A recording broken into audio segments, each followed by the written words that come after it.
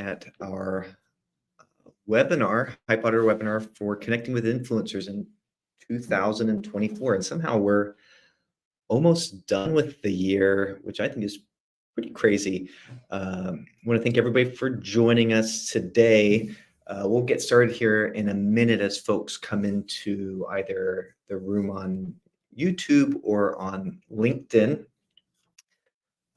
As we're getting going, I hope everybody's having a wonderful start to November. All of our e-commerce attendees, I'm sure, are very much thinking about Black Friday and Cyber Monday and the holiday season and last ship days. And so if you are in a crunch to connect with influencers over the next week or two for a campaign, you're in the right place. So again, thank you for joining today. We'll let folks pile in here, but I always love to hear where people are joining from with the stream. So definitely post your comments, whether on YouTube or on LinkedIn, where you're joining from. I'm actually in Wake Forest, North Carolina today. If you've attended our webinars in the past, usually you see me in my home office with all of my books and my bookshelves. Today, I'm at a cool co-working space, and so I'm just in a conference room, but joining at you from Wake Forest. We've got folks from the West Coast representing Washington and Los Angeles. Riyadh, I guess, I'm not actually sure where that is. I'll have to look that up.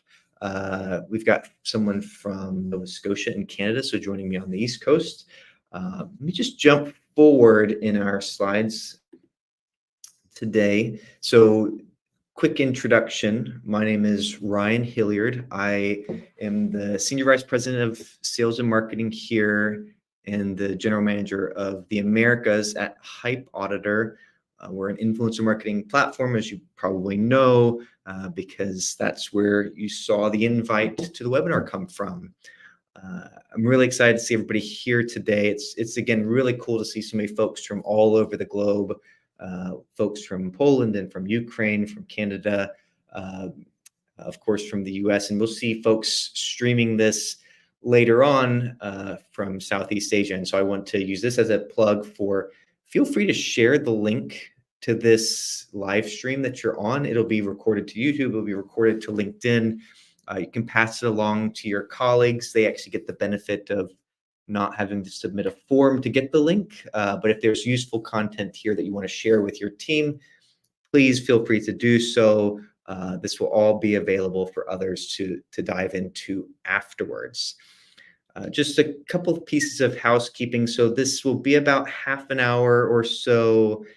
We will have an open Q&A at the end, but feel free to send along your questions in the chat throughout the webinar, and we'll go through them one by one as we have time at the very, very end. We'll try not to go through them in the middle because we can get a little bit off of track, but please send them along as specific as you would like, some details. And then if you are interested in learning a little bit more about either Hype Audit or you have some very specific questions you don't want to share here, we'll include my direct email as well as the sales team email at the end of the webinar, so you can ask your questions directly, and we're happy to help out.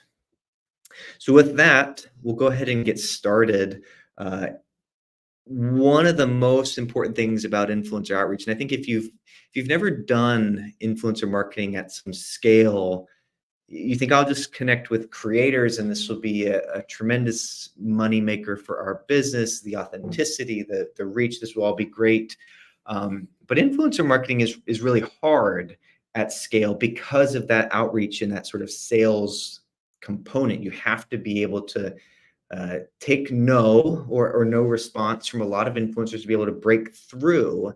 And one of the most important things is to figure out, how can I drive responses at a reasonable rate to make this a reliable channel? It's something that it's worth investing both money and time in, because a lot of the campaign struggles that we hear from brands and agencies when it comes to influencer marketing is the sort of cost benefit of the time involved. How come we aren't getting responses from influencers? And we want to help you realize the results that you can see from this channel. And so that's what we're doing here today, is making it so that it's clear on how you can ramp up those responses. How can you make sure that you're positioning yourself really, really well to break through the noise? And then maybe how can you have influencers begin to come to you as a brand that they want to partner with because they see a benefit to that partnership long term, as well as maybe some potential for them to earn some money. Here's a stat. This is something that people always want to know, is like what is a good response rate for my outreach, and when should I know something is probably not right? Uh, it's going to vary industry by industry. Whatever your offer is, a lot of those things are going to dictate the results. But in general, you should be seeing 5 to 10% response rate to your outreach, because keep in mind, you are offering to provide goods or services or compensation to these individuals. This is not like a sales email from me where if I email you, you know that I'm asking you to come buy a tool. This is like me saying, hey, I want to pay you to use the tool. So you should see a good response rate overall. And if you're not seeing a 5 to 10% response rate just to your outreach, this is not necessarily making connections and having integrations. But if you're not seeing that response rate, then you're in the right place. It's time to rethink, retool your approach to connecting with influencers, because something is off. You're reaching out to influencers that are much too large, whose audiences are not relevant. Your offer is not super compelling. There's a miss here. And so this can be a benchmark to think about. If you're already at 10% and you feel like it's not efficient enough, you can always be working towards more and more incremental growth. So keep that in mind, that the goal is progress, but 10% is pretty good. And so you begin to see the importance of how can I quickly find creators and reach out to them. So here are the main things that we're going to talk about today. Number one is, how do we structure an offer, something that is going to be compelling to an influencer to take some action on? All of this is really a funnel. So the goal is, how do I attract attention to get them to open my email? How do I get them to respond to my email? How do I get them to communicate with me on an integration offer or plan or timeline? Those are all pieces. And so we want to be thinking about, how do we minimize the drop off? How do we put a piece of duct tape on the leaky bucket, as it were? You're always going to have some outreach not get a response, but we want to try to minimize that as much as possible. Then we'll dive into just some tactical messaging and approach best practices. And then the last thing we'll cover is, how do you begin to shift all of your outreach from purely outbound to, wouldn't it be great if we had some folks come to us? Now, if you're a brand new startup, your website isn't even live yet, don't think you're going to be attracting a ton of attention. There's no hacks to, oh yes, here is a way to just get there immediately. But you want to be thinking about that long term, like, how can we turn this into an engine that's driving itself a little bit, and we get to select who we want to work with versus the other way around. So structuring a compelling offer. How can you go into a conversation with confidence? Hey, what I'm presenting here is truly compelling. That's the goal for this section. One thing I want folks to keep in mind, and this is hard to remember in almost any role, whether it's a marketing role or a sales role, or you're just trying to recruit influencers, is you're competing for a very, very finite resource, time on their content calendar to talk about you instead of what they want to talk about organically or somebody else. So very rarely are you going to be finding creators that have a great audience and a great message that you are not competing with a share of their voice with someone else. And so you're not operating in a vacuum. It's important to be thinking about how you're approaching outreach, because you do need to differentiate yourself and sort of get a leg up on other folks that are also reaching out to them, also presenting compelling offers. If you've never worked with influencers before, if this is something new to you, you'll learn very quickly that they feel like their content calendar is extremely valuable. They have slots for when they're going to be doing certain things, that everything needs to gel in with it because there's a lot of production costs involved. And so you're not operating in a silo, and over investing in the short term can sometimes be a good thing, just to make sure that you begin to get some data for how well does this channel perform for you. So number one, and this is something that happens all the time, you want to spell out literally everything in your first outreach. But one of the most important things, and this can be applied to any sort of sales outreach, is you need to be very clear and concise with what you're trying to do. Here's why we are a great fit. Here's what we'd love to do with you. Do you want to have a conversation? Being mysterious, sort of hiding a lot of details for the eventual conversation, you're going to lose them at the email. They don't have the time. Remember, if we're thinking about the other outreach that they're getting from other brands, there are other brands that are going to be much more clear cut with what they're trying to do. And if you're not going to be clear cut, it's not going to be worth the investment in their time unless your brand is truly compelling, right? If you're in that spot where you know that you can pull them in, sure, it's a little bit different. But for most folks, it's not the case. And so you need to be very clear, very concise. Here's what we want to do. Here's when we want to do it. This is why we think it makes sense for us to work together, because you'll benefit and will benefit. That's one of the most important things. And if you're in sales in general, you know that to be true as well. You want to see, just get to the point. Just, for most marketers out there, think about anytime you get outreach from a B2B SaaS provider like myself, you just want to get to the point. You don't want to read all the paragraphs. You don't want to read the life story. You just want to know, what are you trying to do? The next one, and this is another sort of common hurdle for people that are getting started with influencer marketing, is that you are willing to do X amount per post for everybody. But influencers are not all the same. Their audiences are not all the same. And so what you really need to be doing is approaching your partnership with any given influencer as an exclusive partnership. Hey, I'm going to work with you. Not exclusivity in the sense that they can't work with anybody else, but just, I'm working with you. So here's a personalized offer that we think makes sense based off of your audience, based off of what you've done in the past, based off of what we suspect that you charge. We're going to try to fit something for you so that you know that we took a moment to think about your situation, and we're not just sending this to everybody else. Sending generic offers out there are a great way just to be ignored, because influencers, like anybody else, they like to feel like you really do value their audience and their voice, and you need to show it to them by spending a couple minutes at least personalizing the message to them. It's not hard, and in some cases the variation might be very, very little. It might be, oh yes, you mentioned this piece of content versus that piece of content, but otherwise everything is the same. But it needs to feel like, I looked at what you're producing, I really liked it for this reason, and here's what we want to do. Not, I downloaded a list of 10,000 influencers and I'm just emailing them all, because you're not going to drive a response rate.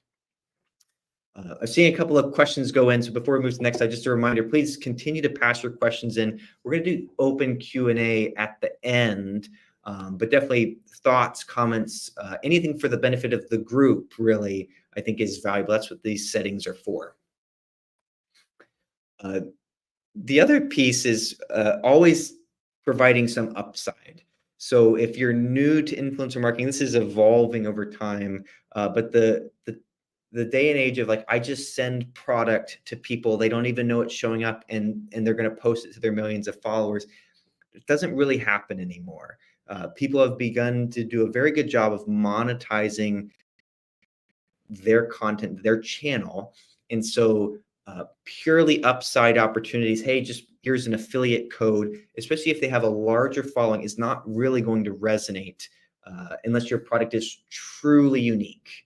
And in a lot of cases, your product is not truly unique. It might be a unique approach to an existing business, but it's just going to feel like the same to everybody else. You need to think about that when you're coming up with an offer for an influencer. A fixed fee is going to be an expectation in most cases, because they're investing their time to produce the content. They're going to spend a couple of hours to, if it's a notable YouTube integration, several hours producing something, and they're going to want to receive at least a minimum return on investment for that time. And it's not because they aren't invested in your product or they don't buy into what you're selling. It's just that they have really no idea what the conversion rate is going to be for your product to think, oh, I can backtrack this into some affiliate revenue. Now, if you have those details, that's great. Definitely share them, and you can definitely use that to motivate them further, right? That's that third bullet of incentivizing that authentic engagement, pushing the content out there further. But expect a fixed fee, understand what their earned media value is, and bring a reasonable cost for, what would you have to pay for paid ads to get that same level of reach? Because your goal is to try to address the right users. You're reaching the right target audience that you want in a very, very effective way. Somebody that's talking about your product or talking about your service. So this is more valuable than just, a paid ad on Google or a paid retargeting ad on Facebook, whatever it might be. So just be prepared. You need to be able to do that. If you're not, it's okay. Just know that that's what's happening around you. So you're going to see those response rates be much, much lower.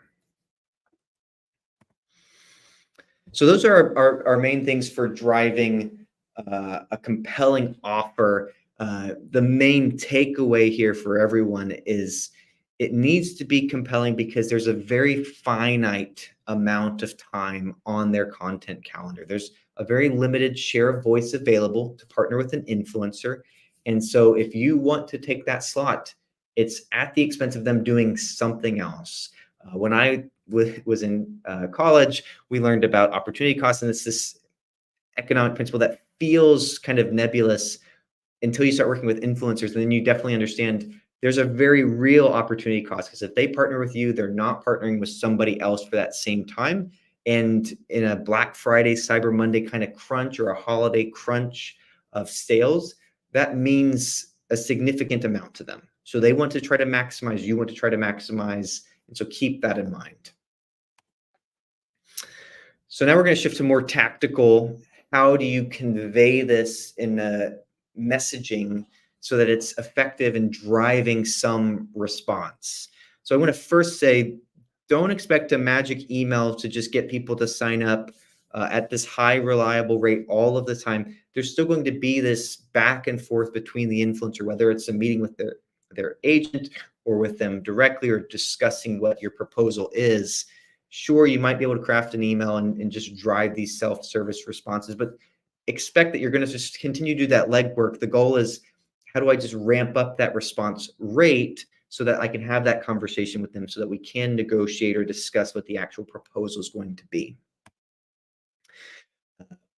I like to include these reminders because it's just things that we forget, especially, I'm sure a lot of you this will resonate, that you hear from, oh, my CEO or my founder, they want us to do influencer partnerships. Our product is so great, it should be easy. Again, you are trying to capture the attention of this person with a voice amidst a crowd of individuals that are just consuming the content, as well as other people that are trying to also get their attention.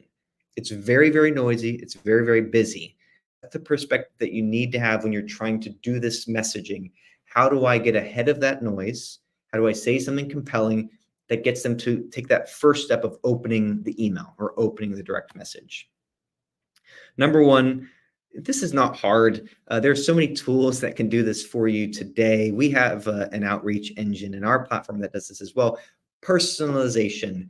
I am talking to a specific person. I want them to know that I'm considering them as a person.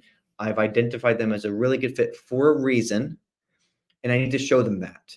Now, is it the case that you probably found 50 other similar creators and the reason is the exact same? Sure. But it doesn't make it any less compelling for them to hear, okay, you did look at what I was doing. You do have a reason for why you want to partner with me beyond just, I want to drive sales, right? And so highlighting why there's a really strong alignment, talking to them individually about things that they've done, will help you get a response. It'll help you get above the noise, especially if you include something like that in the subject line of an email. Here's why we think that this will make sense in obviously as few words as possible, not just, exciting offer for you. very generic. They're going to get 50 other emails that look just like that. Maybe they'll open it. Probably they won't.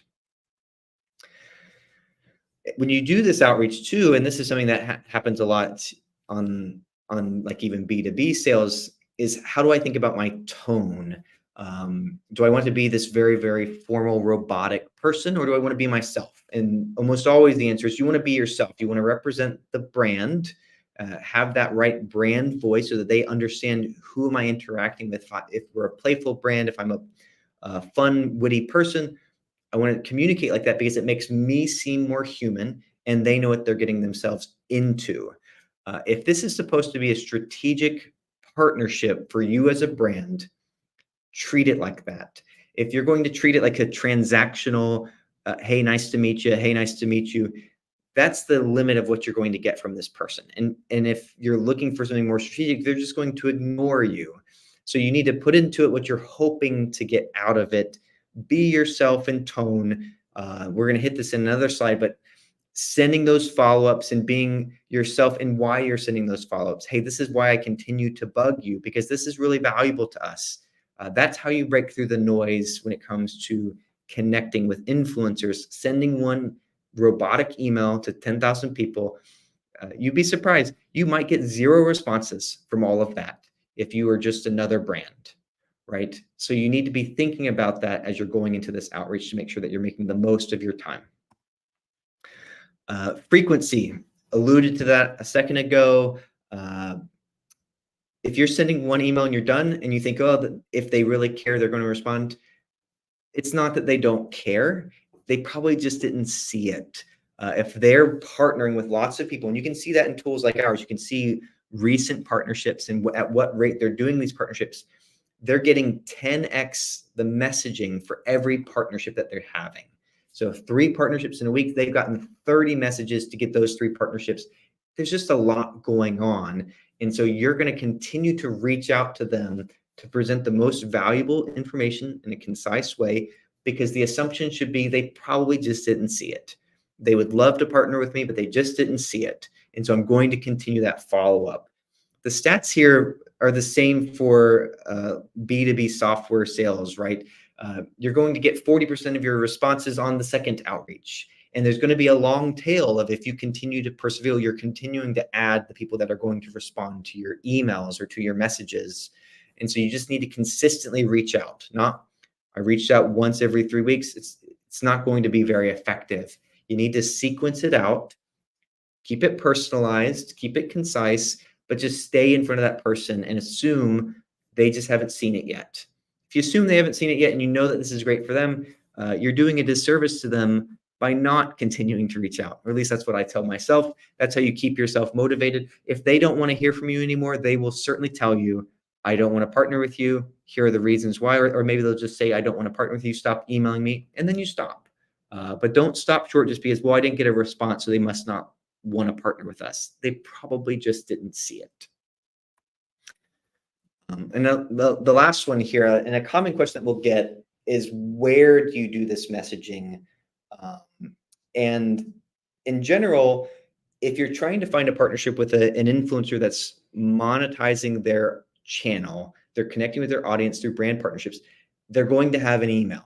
They're going to be doing this. They're going to have an intake inbox for managing all of the requests from folks. Will they do it via direct message as well? Probably. But you have to think they're going to have a lot of direct messages and responses to the content that they're putting out from just regular people that have no desire to do partnerships. They're not brands at all. And so it's just very, very noisy. And so you need to be looking for an email if they're doing regular partnerships, whether it's through an agent or an agency, or it's just them directly, or it's just a sort of intake inbox. But look for that email, dig for that email across different channels, wherever they're doing the most content production. You should be able to find an email, but don't limit yourself.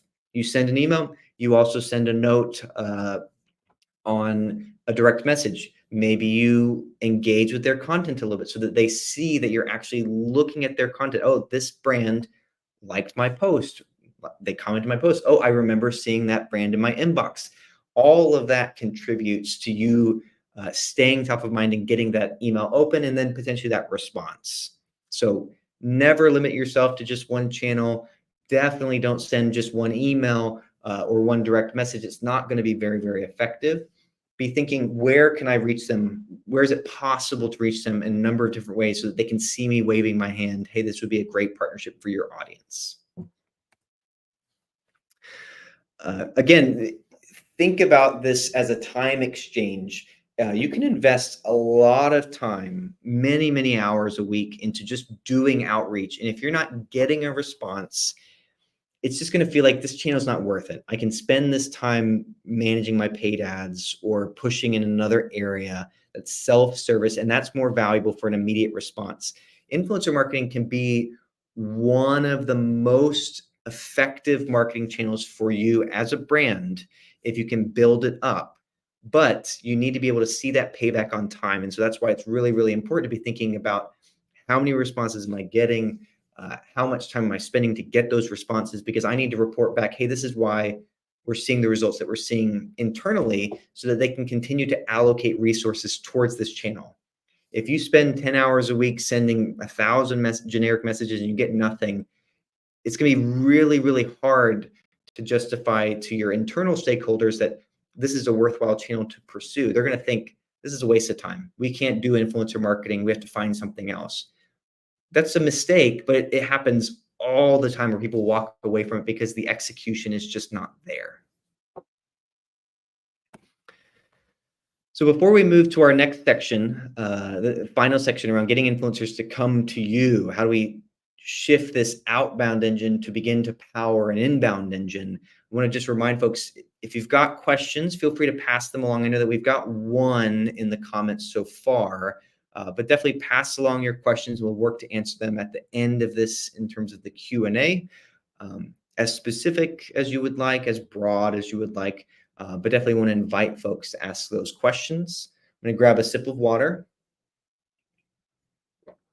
All right, so we're going to dive into how can we turn this outbound engine into an inbound engine? And in reality, you'll probably never get away from the outbound piece because outbound's great. You can choose who you want to work with. You get to choose the audience. You get to choose who is the individual, whose content do I like. Inbound, you're subject to whoever shows up. And so there's always going to be this mix. But once you get that outbound going, you have partnerships that are happening, you'll find that inbound will begin to occur. People will begin to see, oh, I would love to partner with you too. I saw this partnership. It seemed like it would be great. So you'll need to do that to get that going. One of the most valuable reasons for getting outbound going or inbound going is the same reason that outbound is so tough. You need to find a way to get the most out of your limited time and resources. And so having people line up to want to promote your product is really, really efficient. You didn't have to do anything. You're just now vetting those folks. You're saving a ton of time. And so it's a really, really valuable long-term strategy to be thinking, how can I convert this into a brand ambassador type program for this brand, or long-term strategic partnerships with great influencers who are creating content every month. That's a reliable revenue stream that transactional partnerships are not going to bring. So one of the first ways, as you begin to build partnerships, so let's think about this from the perspective of, we've gotten some partnerships, we've got a social media presence, we're building out our brand. What can we do to help assist this further? One of the most important things is really to position yourself as either a leader or an up-and-comer that's going to shake things up to influencers. They like to partner with brands that are going to also benefit them from an audience growth perspective. Somebody that's doing something innovative. It's great to also be seen as partnering with somebody that's doing something that's innovative. And so being a leader or being an up-and-comer, somebody that's going to be challenging that leader, has a lot of appeal. And so one of the main ways that you can do that is how you're creating content, how you're promoting content and pushing it out to social media. Being consistent with that strategy is a way for them to see from the outside, hey, I really do like what this brand is doing. I'd love to partner with them. I can see these other partnerships that are happening consistently. I want to be a partner with them too, because I can see that brand growth and that's going to benefit me as an influencer. If you can show how it's going to benefit them either through helping out their audience or helping them grow their own following and attention, they'll want to partner with you because they want to make this brand an income stream for themselves. And so you can show them like it's not just a one-way street. This is a two-way street where we're going to be helping you as well. So making sure that you're setting up a very compelling brand image by positioning yourself as that challenger or that leader in this space.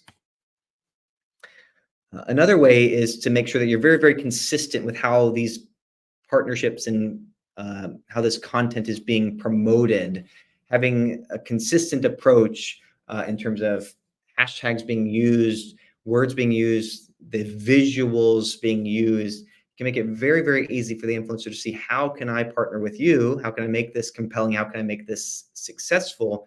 And it will fit really, really well with maintaining that brand position that you're trying to build. Obviously, you want influencers to be themselves. If you don't let them be themselves, they're not going to want to partner with you. There's a reason that they've attracted their audiences because they are themselves, assuming that that audience is authentic and real and engaged. But they need to see like this is what seems to work really, really well with our other partnerships. And then they'll fall in line with that, provide their twist, and you're going to get the benefit of both worlds there. So streamline how your brand is being promoted so that they can see what's going on, they can see what looks successful, and so that when they're trying to partner with you, you're really making that content creation facet of this integration much, much easier because they get it. The other thing that you want to convey to drive inbound is that driving value for them as an influencer, whether it's through affiliate commissions or growing their own personal brand, it's a given. They know that this is valuable. That's really easy to do for big brands, big luxury brands, brands that people are globally aware of. Of course, they know if I can get this partnership, this is going to be great. Finding a way to highlight that as a smaller brand is really, really important. So highlighting wins, highlighting existing partnerships, ways that these individuals see the success is really, really important to attract them to want to apply to be a part of your program or to do that outreach. Hey, I'd love to talk about this new product that you guys are launching. You can make some of that available like in the brand ambassador program, just by having all the details laid out. Here are our expectations. Here's who we like to work with. Here's what works really, really well. So they know, okay, they've got their stuff together. There's a sense of what performance can be, even highlighting, hey, a typical partner sees this level of engagement or sees this level of growth in their own audience from this partnership, or they see this level of affiliate payout. If they can see it and they can visualize, hey, this is a given, it's going to attract them to you all that much more. So it needs to be obvious why partnering with you is a no-brainer. And that's easier said than done for a lot of smaller brands. Obviously, if you're an established brand or you're a sort of socially native direct-to-consumer brand, you can do that, but that can be mimicked by the other brands that are out there. So why do you need to unlock an inbound strategy? This process of driving folks to you that are qualified, that understand what you're trying to do, turns influencer marketing into a reliable revenue engine. Think about it like SEO. The goal is to not get an SEO or to get an organic post that spikes and then drops back down. You want to have that reliable growth in traffic and revenue. And that's how you do it, is having something inbound or having an outbound engine that's just running and running and running. So you can count on it for some level of revenue contribution. So 34 minutes, maybe a little bit over what we were aiming at, but just in summary, some of the things that we talked about today, and we'll dive into the Q&A here in a second. I see questions coming in. Continue to pass your questions in. But we dove into how to structure a compelling offer, talked about messaging best practices and positioning, and then we dove into some of the ways for getting influencers to come to you and why that's really, really valuable. Obviously, a lot of this is going to be personalized to your specific brand, what you're able to do, but it's really, really important if you want to do something ahead of 3 weeks from now, 3.5 weeks from now, which is Black Friday, you need to act as quickly as possible. So I hope this was valuable for y'all. I'm going to jump through what I see in the Q&A now, but feel free to keep your questions coming. We'll try to do 10 minutes or so, and then we can take some things offline. You can see my email address directly below, as well as our sales email in case you have questions or you're curious about how Hype Auditor can enable a lot of these things, how different brands are using us or agencies are using us to accomplish these things. We'd love to dive into those details as well. One of the really cool things about our platform is that the turnaround time for most brands or agencies to start using the tool is the same day. We don't have a lot of lag in terms of how do I get onboarded? How do I start using things? It's very, very straightforward. So if you're thinking, hey, this seems like the solution for me, I'm in a time crunch, we can definitely help you with that. But let me scroll up and start looking through some of these questions real quick. So the first one that I saw was from Francisco. With a cold email, in terms of being concise, are we talking 1 to 2 sentences or 1 to 2 paragraphs? I think it's probably 4 sentences at the most. You need to have your compelling why. Why is this partnership something that makes sense to them? Why did you reach out to them? That's a sentence. Here's what we're trying to do. Here's when we want to do it. Does that work? There's 4 sentences. One includes a question of, does that work for you? Just think, I mean, 1 to 2 paragraphs, people are just going to be skimming what you're sending. So they're going to be looking for the deliverables, the time frame, the dates. Those are the most important things. So a bulleted approach, something that's easy to digest, is what matters the most. A life story is just usually not that compelling. You're going to lose most people. And so think, how can I get this down to 3 or 4 sentences? And that's where even AI tools can be great. Hey, Gemini, here's a paragraph that I want to send along to an influencer for a partnership. Help me boil this down to 3 sentences. And you can get some of that feedback, maybe where you're not able to pick it apart any further, just to streamline that process. How frequent should your messaging be to influencers? Every other day is pretty safe. Every day is a bit much. But one of the things that you'll see with outreach is if you're doing something once a week, it's basically like you're just doing it once. If you're sending the message on the wrong day of the week, the day that's either their inbox is its fullest, you're never giving yourself a chance. But if you're spacing out that messaging, hey, I'm sending an email out on a Tuesday morning, and then a Wednesday late evening or a Thursday evening or early afternoon, I'm trying to figure out, hey, based off of their receptibility to messages, maybe I'm hitting them at the right time. In general, 3 to 5 messages is valuable. I don't think you necessarily need to do 12 touches like you would see for a B2B SaaS sale, because this is not a B2B SaaS sales. This is a, hey, we want to compensate you to represent us. But definitely you want to send 3 to 5 messages across multiple channels. Give yourself the best chance to show them that you're invested in them as an ambassador or a brand representative. Engage with some of their content so that they see the brand liking, they see the brand in the email, they make those connections, and they're much more likely to open. Your goal is to get them to open for that first part of that funnel, that email. And then, okay, how concise is the message? Does it resonate? Okay, then what is the offer? So 3 to 5 emails every other day, maybe every 2 days if you space it out, every other day, and then every 2 days, and then maybe one back to back. But just provide some variety. You can build out sequences to do this pretty easily, just like you would in the CRM. Have a question from Saks Marketing Group around appropriate pricing for different levels of influencers.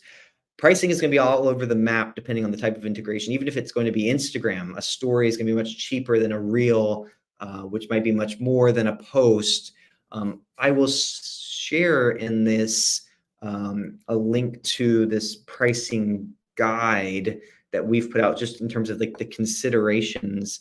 And one thing that we would like to do, it can be difficult to be exact, but we'd like to have a webinar where we actually dive into what should you expect to pay influencers of different sizes.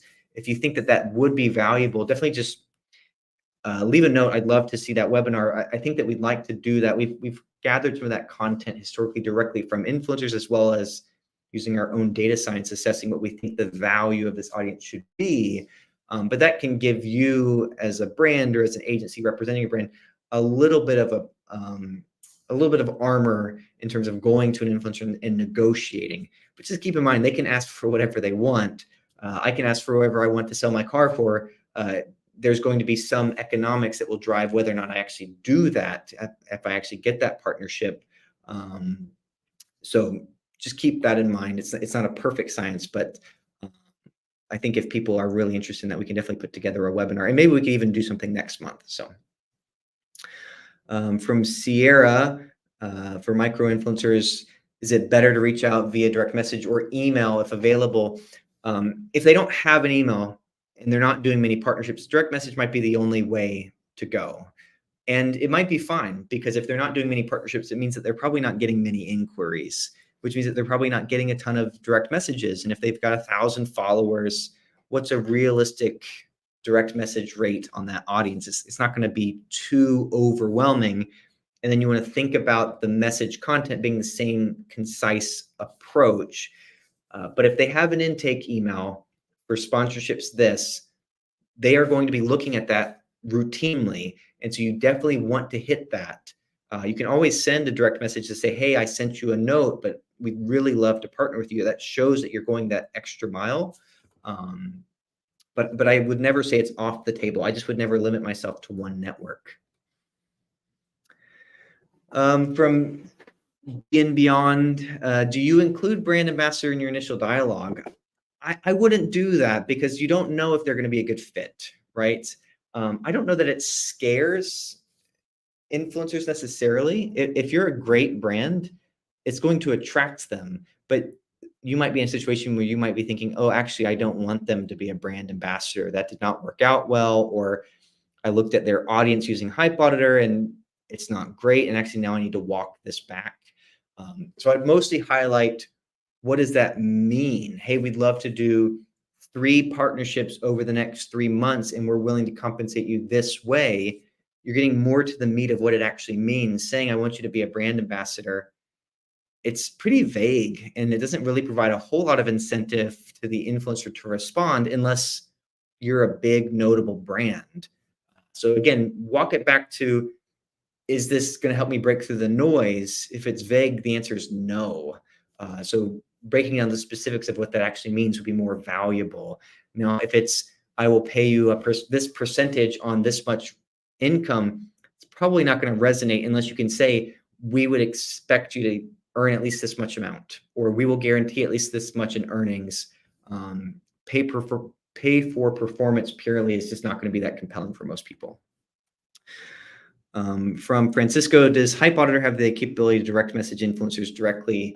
No, the platforms don't want any tools doing direct messaging via an API connection. So anything that is doing that is going to be caught pretty quickly. It's similar to all of us on LinkedIn. We hate anything that looks automated, and automated emails on that platform get kicked out all the time.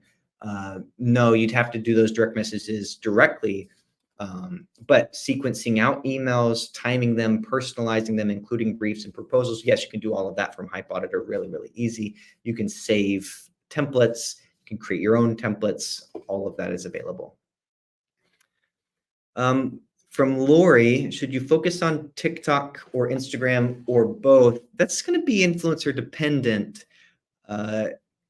Most of the time, they're going to have a primary sort of channel that drives most of their audience. Now, most influencers are going to add other channels because it's a way to pull people to that main platform, or at least to see the content. People that are on Instagram, there's a huge chunk that are not on TikTok. But if you think that your videos would resonate, then you will create a channel and you'll do a lot of similar things. You might even just cross-post content. And so in some cases, you will want to partner with them on both. I will say personally, most of the time, an influencer will think about each integration as you want to partner with me on this specific channel. That's what we're negotiating. It's not you're going to put it everywhere. So at least from a negotiation perspective, or from an integration perspective, expect it to be treated like Instagram, TikTok, YouTube, Twitch, Facebook, whatever it is. It's going to be this one isolated thing. You can always negotiate, hey, we would love to do this across your channels. And there can be a lot of incentive for them to do that. Number one, you'll probably pay them a higher fixed fee, but it also increases the likelihood of them seeing some success on any sort of affiliate payouts. So I would always opt for both, but just know that it's going to be treated individually. So you're going to be paying for both. You're not going to get one for free in most cases. Another question from Be and Beyond. In your experience, we're getting close to wrapping up here. Actually, this is our last question. If you have any more, feel free to send them along to the email address included here. But in your experience, do influencers from a similar category speak to each other with some frequency or potentially share their favorite partnerships? No. In my experience, like there might be genuine friendships, but I would think of it like your own marketing role. Like there are probably people in your network that you will share information with because you think it's valuable to share that information with them. You don't go out of your way to do it because you just don't have the time. Not really for any other reason. It's not really a trade secret or something like that. I do think that if there are friendships, or at least some relationship between influencers, they might forewarn people about not so great brand partnerships. But I'm guessing that in most cases, I think it makes sense psychologically that they would keep a lot of the good ones to themselves because they want that share of voice. They want to be able to continue to do that. Now, tools like Hype Auditor can make it really easy to go, I want to look up the partnerships with a specific brand, and I can see over the last 180 days, this influencer has done 15 partnerships with this brand.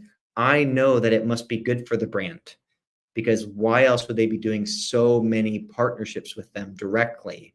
And so you can infer some of that and see some of that, but I don't think that they necessarily will just be talking to each other unless they know each other. They've created some sort of relationship, and then it would just be a casual thing like you would do in your own job today. It wouldn't be that they're, out for blood to tell everybody else about this brand unless something really went wrong, which I hope is not the case. So I want to thank everybody again for joining me today. I've really enjoyed it. Thank you for all of the questions and all the engagement. Feel free to send along anything further. Wishing everybody the best of luck as we head into Black Friday, Cyber Monday, holiday time. I just had a call with somebody on a brand side that, you're in the thick of it. And so I really do appreciate the time you're spending here. If you need any help getting something off the ground, you feel like, hey, I need to be able to find some influencers and make sure that they're good quality, I can definitely promise that you're able to do that very, very quickly with Hype Auditor. And so be happy to help you all with that. Once again, I appreciate the time. Be on the lookout for more webinars coming soon. Maybe we'll do something on pricing, which I think could be really interesting for folks. And with that, I hope everybody has a great rest of your evening and your day and your morning or whatever time it might be. Thank you.